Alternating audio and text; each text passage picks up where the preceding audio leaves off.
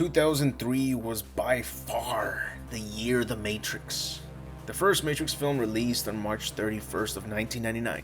Its major success brought countless references to it, from the first Scary Movie to the first Shrek movie. Until today, you'll have normies continue to write Matrix references to their comedies in hopes of still having their audience point at the screen and say, I understood that reference. but who would have thought that the next time we got to see The Matrix, it would be 4 years later, and it would be the greatest year for all fans of The Matrix. Well, to some degree, because the two Matrix films that would complete the trilogy were not well liked. I personally loved the hell out of them. Now check this out. In May 15th of 2003, we got The Matrix Reloaded, continuing the story not far from where we left off. I didn't get to see the movie in theaters, but it didn't take long for it to release on DVD. But you know what I did get to try out right away? Enter the Matrix, as this game released one day before The Matrix Reloaded hit theaters. And for those who don't know about the game Enter the Matrix, it revolves around two characters called Ghost and Niobe, and these two play a role in the two Matrix sequels. So if you were one of those who bought the game on its day one release, then that means you got to experience some of what The Matrix Reloaded was going to be about, because they threw in plenty of clips from the movie, but since it focuses on two side characters that the two movies don't focus on, then you get to experience what these two went through. And the beauty about this is that not only do their stories connect with the movies, but the Wachowskis themselves directed scenes with the actors from The Matrix Reloaded specifically for this game. Yeah, they literally filmed professional scenes that look like they came straight out of the movies, just for this game. They don't even appear in special features of the DVD or Blu-ray releases, so if you want to see these exclusive scenes with the same cast from the movies, you're going to have to put up with the low resolution and either play the game to check them out for yourself, or do a YouTube search, since every game cutscene ever is on YouTube. So the Wachowskis played a large role in the making of this game, including the cast and crew from those sequels, since again, these scenes shot for this game are identical to the set designs and everything presented in the movies. But that makes it a whole big ass project that the Wachowskis worked on while working on The Matrix Reloaded. But guess what? They were also working on the third film at the same time, The Matrix Revolutions. So they were working on filming these scenes for The Matrix Reloaded, and they were working on scenes for Enter the Matrix and The Matrix Revolutions. Here's something a lot of fans might not have noticed, but The Matrix Revolutions hit theaters 6 months after The Matrix Reloaded hit theaters. Can you believe that? Not even a year apart. Two Matrix films hit theaters in the year 2003. And if The Animatrix had released in theaters as well, then guess what? That would have been 3 Matrix movies releasing in theaters on the same year. But regardless of the fact that it did not hit theaters, it was still a pretty damn good film on its own. A movie that the Wachowskis were involved with, including the video game Enter the Matrix, making it 3 movies and a video game that the Wachowskis worked on for that same year. I love all 4 products though. All 4 of them were given average scores, even though they clearly did not deserve the hate thrown at them. I never understood the hate that Reloaded and Revolutions got. I feel like the trilogy is perfect the way it is. First film shows us that the Matrix looks real, feels real, but it's just a computer that they're living in. One giant simulation. Robots have taken over the world and created the Matrix to make humans believe that they're living perfectly normal lives, while their real bodies are being harvested to keep the machines alive.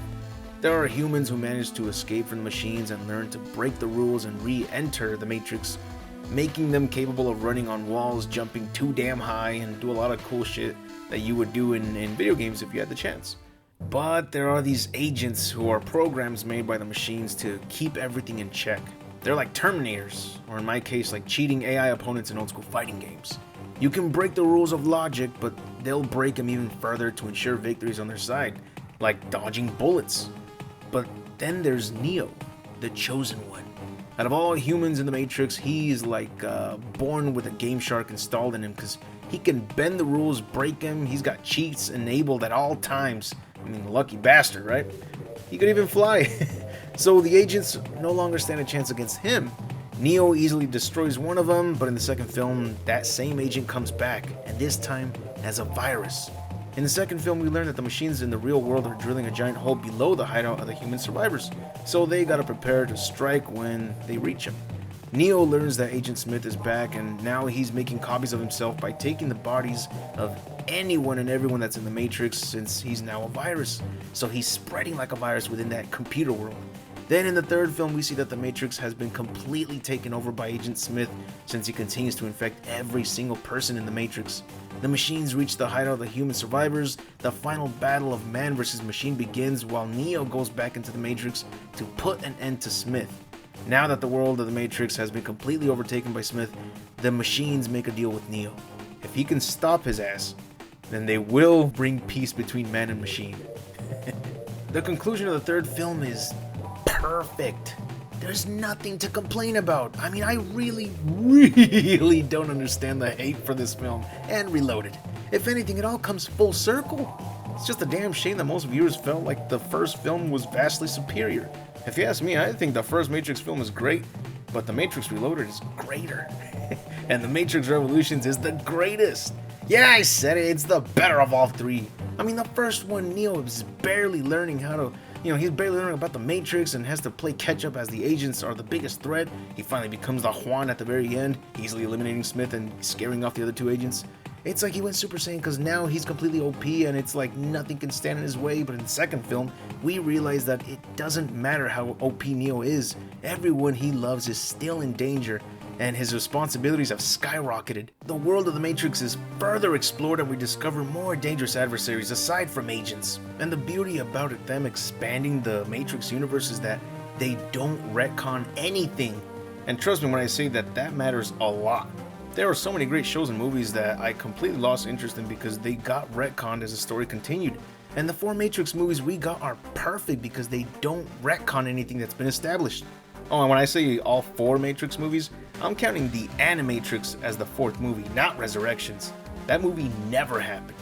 I suggest we pretend that it was just a fan film with a bunch of deep fakes and all that AI generated crap thrown in to make that piece of spam. Anyways, regardless of whether you like the 2 Matrix sequels or not, it's gotta be one of the most astonishing accomplishments ever made in the entertainment business. The Wachowskis should be extremely proud of themselves for giving us 3 movies and a video game all in the same year.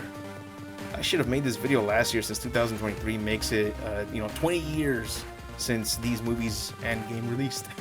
But since this year makes it 21 years since they're released, then we can congratulate The Matrix Reloaded, Revolutions, and the Animatrix as they are now old enough to drink. I said that joke already in one of a different video about a different 21-year-old product. Write in the comments if you know which video that was. That's it for the video. I'll be making more of these swift critiques on the rest of the DC animated movies since it's time I get to it. Be sure to leave a like if you enjoyed this video and subscribe to know when the next videos are out. I also stream here on YouTube at least a couple times a week, so tune into those so we can kick it virtually and enjoy some of the best retro games of my generation. And if you want to support the channel and see your name at the end of every new video, be sure to join the channel membership or my Patreon. Both will give you access to early videos, updates, and lots of new art since I also like drawing stories to give you even more entertainment. Anyways, I'll see you on the next video and remember to have an awesome day.